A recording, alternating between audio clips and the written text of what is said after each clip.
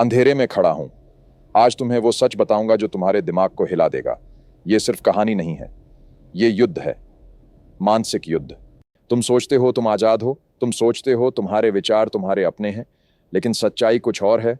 तुम्हारे हर विचार, हर भावना, हर निर्णय को नियंत्रित किया जा रहा है, चुपचाप, धीरे धीरे, तुम्हें पता भी नहीं चलता। सत्ताधारी तुम्हारे दिमाग को हथियार बना चुके हैं। वो तुम्हारी मनोविज्ञान को समझते हैं, तुम्हारी कमजोरियों को पहचानते हैं और फिर उसी का इस्तेमाल तुम्हारे खिलाफ करते हैं। ये खेल बहुत पुराना है। सबसे पहले समझो कैसे काम करता है ये सिस्टम। तुम्हारे दिमाग में कुछ शॉर्टकट होते हैं, इन्हें कहते हैं संज्ञानात्मक पूर्वाग्रह। ये तुम्हें जल्दी निर्णय लेने में मदद करते हैं, लेकिन सत्ताधारी इन्हीं कमजोरियों का फायदा उठाते हैं। जब कोई विशेषज्ञ कुछ कहता है तो तुम मान लेते हो। जब भीड़ एक तरफ जाती है तो तुम भी चल देते हो। जब डर दिखाया जाता है तो तुम्हारा तर्क बंद हो जाता है। ये सब योजनाबद्ध है, ये सब जानबूझकर किया जाता है। शब्द हथियार हैं दोस्तों, सत्ताधारी भाषा को नियंत्रित करते हैं। जब तुम किसी को साजिश सिद्धांतकार कहते हो तो तुम उसकी बात सुनना बंद कर देते हो।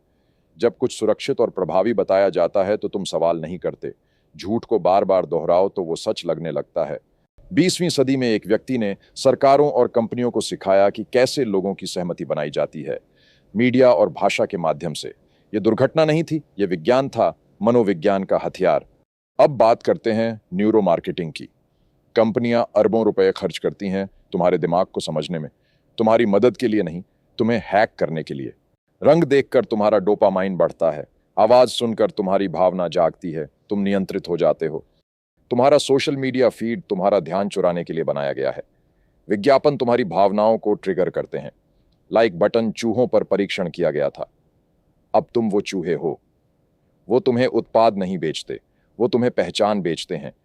डर की शक्ति को कभी कम मत समझो, ये सत्ताधारियों का सबसे पुराना हथियार है। समस्या पैदा करो, डर फैलाओ, समाधान दो, और लोग आजादी छोड़कर सुरक्षा मांगने लगते हैं।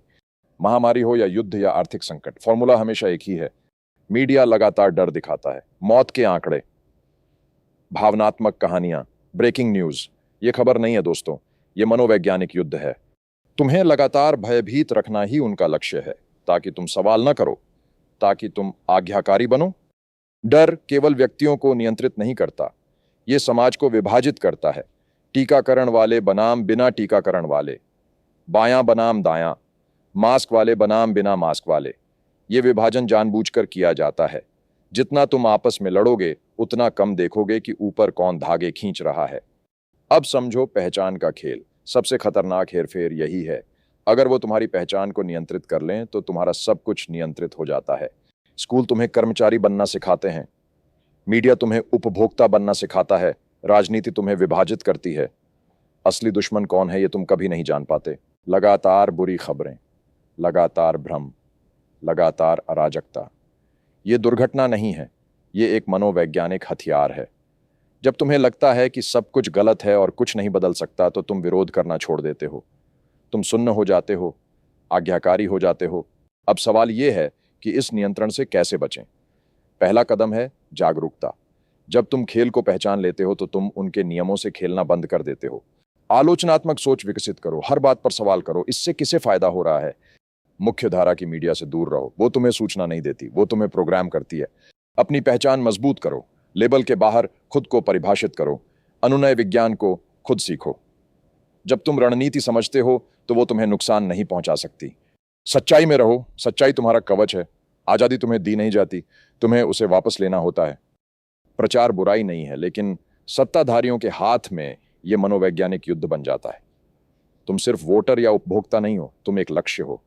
जब तक तुम नहीं समझते कि तुम्हारा दिमाग कैसे हैक किया जा रहा है, तब तक तुम कभी आजाद नहीं हो सकते।